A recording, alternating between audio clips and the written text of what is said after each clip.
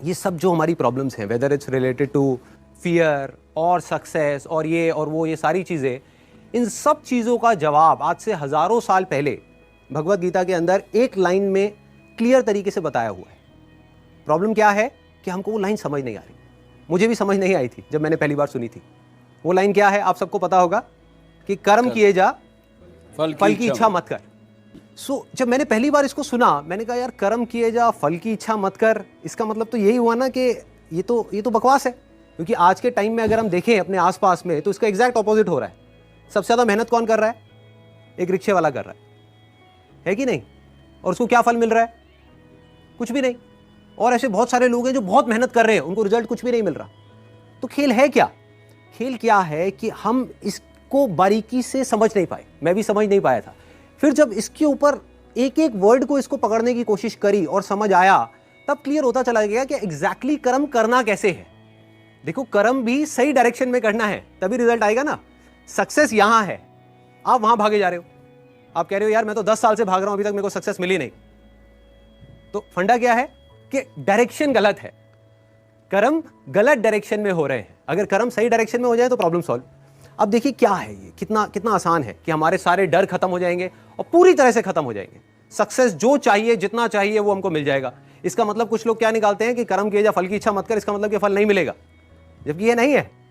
भगवत गीता में जब भगवान श्री कृष्ण उनको, अर्जुन को बोल रहे हैं, तो किस लिए बोल रहे हैं? लड़ाई को हारने के लिए, लड़ाई को जीतने के लिए? लड़ाई को जीतने के लिए। वो भी एक इतना बड़ा युद्ध, उसको जीतने के लिए बोला गया है, ना कि हारने के लिए। तो अब देखिए किस तरीके से काम करता है। सबसे पहले देखते हैं कर्म क्या है। कर्म 3 लेवल पे होते हैं। एक है जो हम अपनी बॉडी से करते हैं, जो हम समझते हैं कर्म का मतलब कि जिसको हम मेहनत बोलते हैं। वो कर्म इंपॉर्टेंट है ही नहीं, मैटर ही नहीं करता। मतलब अगर उसकी इंपॉर्टेंस वाइज अगर आप मुझसे पूछो, out of 100, out of scale of 100, मैं कहूंगा 1% है उसकी इंपॉर्टेंस। क्या बॉडी से क्या कर रहे हो वो मैटर नहीं करता। फॉर एग्जाम्पल, 2 लोग हैं, 2 लोग एक ही काम कर रहे हैं, एक जैसा काम कर रहे हैं बॉडी से, दोनों ही एक आदमी को मार रहे हैं। एक मार रहा है अपने फायदे के लिए, दूसरा मार रहा है किसी और को बचाने के लिए। तो बॉडी के लेवल पे दोनों सेम कर्म कर रहे हैं, लेकिन माइंड के लेवल पे अलग अलग कर रहे हैं। तो दूसरा कर्म का जो स्तर है वो है जो हम बोलते हैं। तीसरा है जो हम सोचते हैं। असली खेल यहां है। जो आदमी सही सोच नहीं सकता, क्या वो सही बोल सकता है? इम्पॉसिबल। जो सही बोल नहीं सकता वो सही करेगा क्या? तो सारे जो कर्मों की बात हो रही है वो यहां हो रही है। और वो कर्म क्या है? सोच के लेवल पे। और जिसकी सोच सही डायरेक्शन में हो गई, उसकी लाइफ सही डायरेक्शन में जानी, उसको तो फल मिलना ही मिलना है। फल के बारे में जो मांग रहा है, सपोजिंगली हाथ ऐसे करके बैठे रहो कि हे भगवान मुझे फल दे दो, मुझे ये चाहिए, मुझे नंबर चाहिए, मुझे ये चाहिए, मुझे बिजनेस में पैसा चाहिए, मुझे जॉब में प्रमोशन चाहिए, सब कुछ मांगते रहो और कर्म सही डायरेक्शन में करो नहीं, तो क्या होगा? वो मिलेगा ही नहीं कभी भी। दूसरी तरफ से कुछ मत मांगो, लेकिन कर्म सही डायरेक्शन में करते चले जाओ, तो उतना मिलेगा जितना हम सब में से कोई सपने में भी नहीं सोच सकता।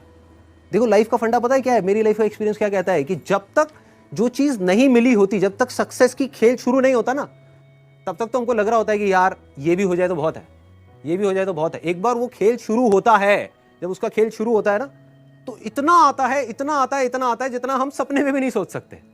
समझ ही नहीं आता कहां से कैसे कैसे आ रहा है। बस कर्म सही डायरेक्शन में होने चाहिए। अब वो सही डायरेक्शन में कैसे होंगे? अगर मैं बुद्धि की स्तर की बात करूं, जो उसमें महाभारत में समझाया गया है, 2 जगह है जहां पे आप अपने माइंड को लगा सकते हो। अपनी बुद्धि को हम 2 जगह पे लगा सकते हैं। सारा खेल माइंड का है। सबसे पहले तो ये हाथ पैरों के कर्मों से ऊपर उठना है हमको, कि हाथ पैरों से आप कुछ भी करते रहो, रियल लाइफ में उठा करके देख लो, वो मैटर नहीं करता। जो बोलते हो वो उससे ज्यादा मैटर करता है, लेकिन वो भी इतना मैटर नहीं करता। कोई आदमी बोलता तो बहुत बड़ी बड़ी बातें, जब करने की बारी आती है कुछ भी नहीं करता। ये अंदर कुछ और सोच रहा है, बोल कुछ और रहा है। जब ये तीनों चीजें सिंक हो जाती है कि जो आप सोच रहे हो वैसे ही आप बोल रहे हो और वही आप कर रहे हो, तब मिरेकल्स होना शुरू हो जाते हैं। तब कुछ एक्स्ट्रा ऑर्डिनरी होता है, तब हिस्ट्री क्रिएट होती है, तब वो चीज होती है जिसके लिए सक्सेस बहुत छोटा वर्ड है। सक्सेस से कुछ बहुत बड़ा हो जाता है जो हमने सपने में भी नहीं सोचा होता।